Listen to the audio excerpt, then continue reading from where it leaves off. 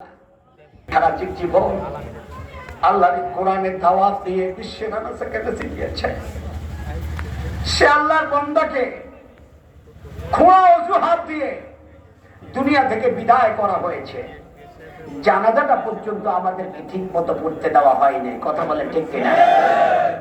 তোমরা তার একটা জানাজা বন্ধ করেছো। আল্লাহ রাব্বুল আলামিন তার জন্য বিশ্বের আনাচে কানাচে হাজার হাজার জানাজার ব্যবস্থা করে দিয়েছে। ঠিক কিনা?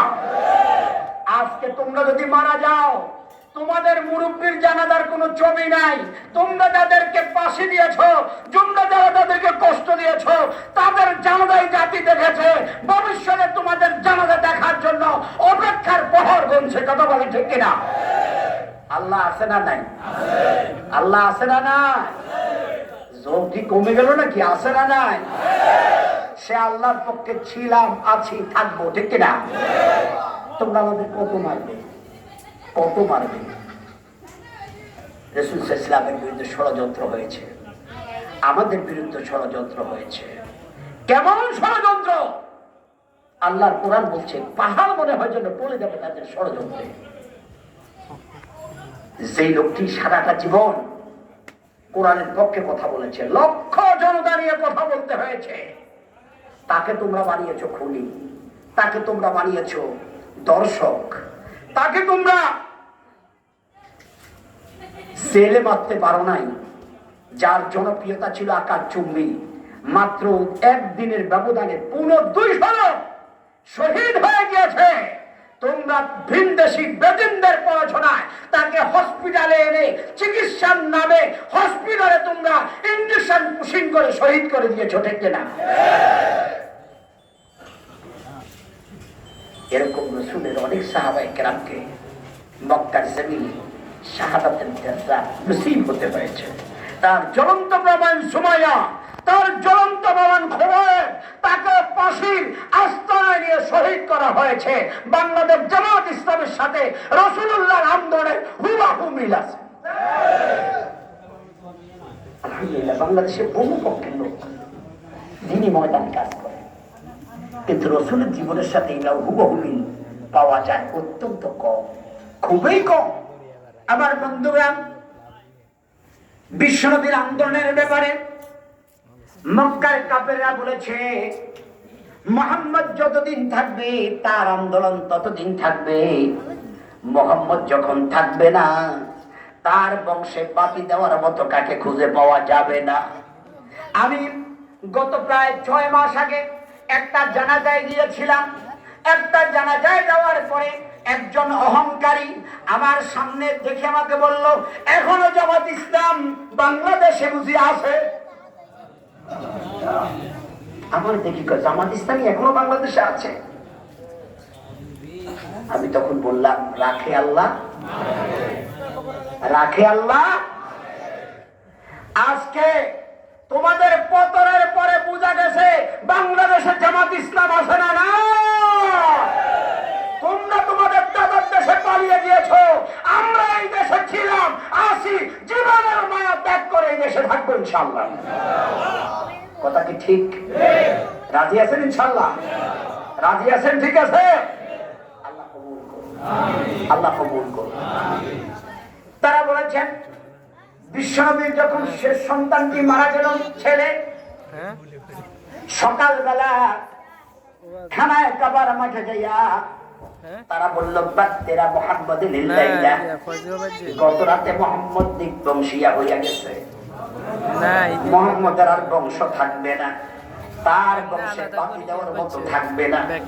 আল্লাহ রাব্বুল আলামিন প্রতিবাদ করলেন, এমন রাসূলকে আমরা নেতা পাইলাম যেই নেতার বিরুদ্ধে কথা বললে তিনি প্রতিবাদ করার আগে একজন প্রতিবাদ করে, তিনি কে?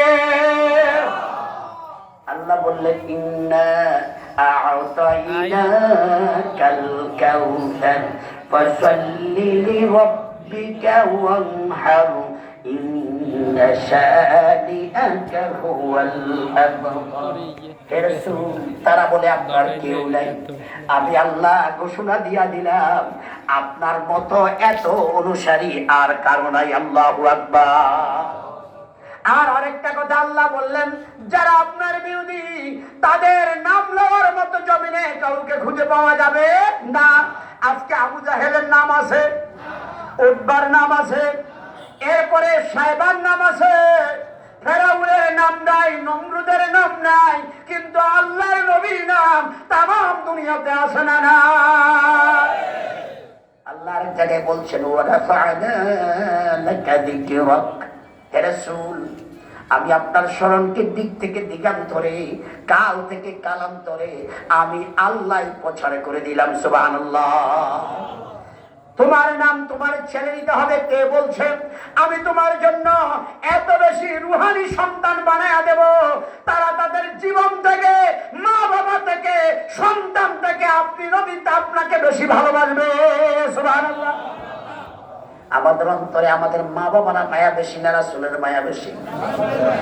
আরো জোরে বলেন। আমার অন্তরে কি ছেলে মেয়ের মায়া বেশি না রাসূলের মায়া বেশি?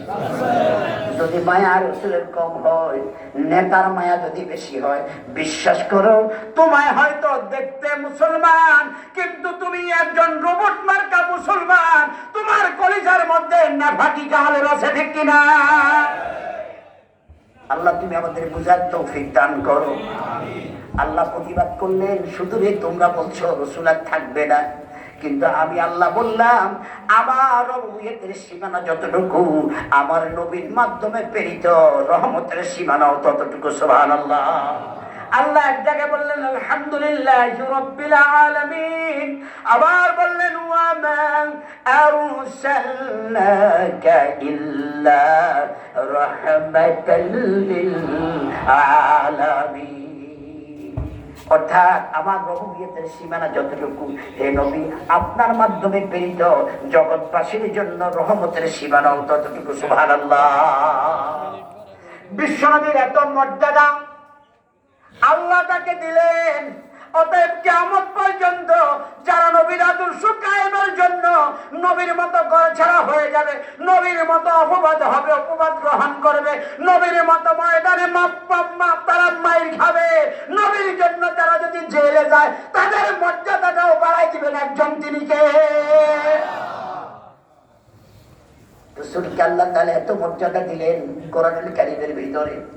আল্লাহ প্রায় নবীকে নাম ধরে ডাকছেন, ইয়া আদম উসকুন আনতা ওয়া যাওজুকাল জান্নাহ ওয়া নাদাইনাহু ইয়া ইব্রাহিম ওয়া মা তিলকা বিয়ামিনিকা ইয়া মূসা ইয়া ইয়াহইয়া খুযিল কিতাবা বিকুওয়া।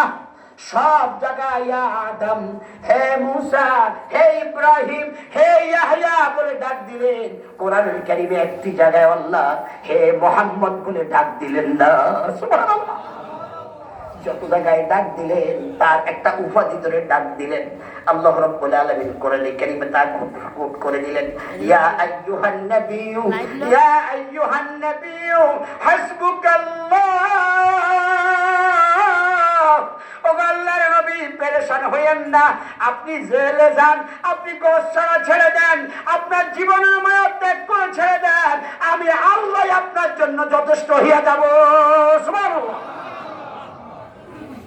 আজকে রাসূলের আদর্শ কায়েমের সংগঠন বাংলাদেশ জামাত ইসলামীর জন্য আল্লাহ বোধহয় যথেষ্ট, ঠিক কিনা? আল্লাহ তার জন্য যথেষ্ট।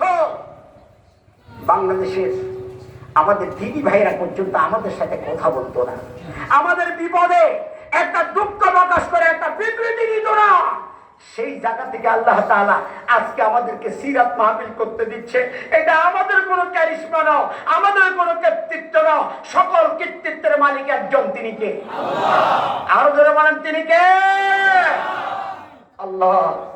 তোমার জমিনে তুমি আমাদেরকে তোমার নবীর আদর্শ বুঝে শুনে কায়েম করার তৌফিক দান করো। আমিন। আবার ভাইয়া আল্লাহ বললেন, আমি যেই জায়গায় যাব, হে নবী আপনাকে সাথে নিয়ে যাব। যে জায়গায় গিয়েছে লা ইলাহা ইল্লাল্লাহ, ওই জায়গায় গিয়েছে মুহাম্মাদুর রাসূলুল্লাহ। যে জায়গায় গিয়েছে আশহাদু আল্লা ইলাহা ইল্লাল্লাহ, ওই জায়গায় বলাটা বাধ্যতামূলক হয়ে গেছে আশহাদু আন্না